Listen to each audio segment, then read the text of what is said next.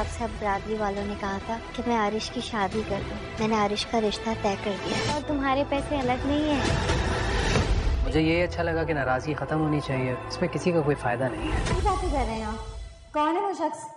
میں جب میں تمہاری بہت شکر گزار کہ تم نے یہ بائیکاٹ ختم کروا دیا. میری جاب ہو جائے یا میرے پاس پیسے آ جائیں، میں تمہارا سارا ادھار اتار دوں گا. پھر لیکن جب بھی میں تم سے پیسے لیتا ہوں تو مجھے گلٹ کیوں فیل ہوتا ہے؟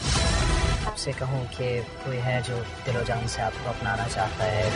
علیان نور کی خاطر پورے خاندان کو ایک کرنا چاہتا ہے اور اس کے لیے وہ عارش کے خاندان کے ساتھ کیا گیا بائیکاٹ بھی ختم کروا دے گا. سبھی بہت زیادہ خوش ہوں گے کیونکہ نور اور علیان کی وجہ سے ہی یہ سب کچھ ممکن ہو پایا ہے. لیکن یہاں پر نور کو لے کر اس کی ساس بہت زیادہ تڑپ رہی ہوگی.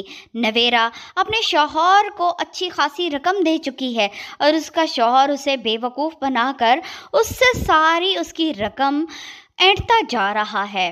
یہاں پر علیان کی ماں کو لگے گا کہ علیان اس کے ہاتھ سے نکل رہا ہے، اس لیے اس کی بھرپور کوشش ہوگی کہ کسی طرح اپنے بیٹے اور بہو کے درمیان وہ غلط فہمیاں پیدا کر کے ان کو جدا کر سکیں.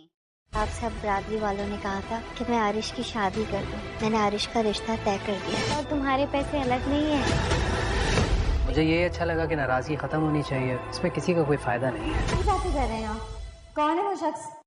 میں جب میں تمہاری بہت شکر گزار کہ تم نے یہ بائیکاٹ ختم کروا دیا. میری جاب ہو جائے یا میرے پاس پیسے آ جائیں، میں تمہارا سارا ادھار اتار دوں گا. پھر لیکن جب بھی میں تم سے پیسے لیتا ہوں تو مجھے گلٹ کیوں فیل ہوتا ہے؟ آپ سے کہوں کہ کوئی ہے جو دل و جان سے آپ کو اپنانا چاہتا ہے.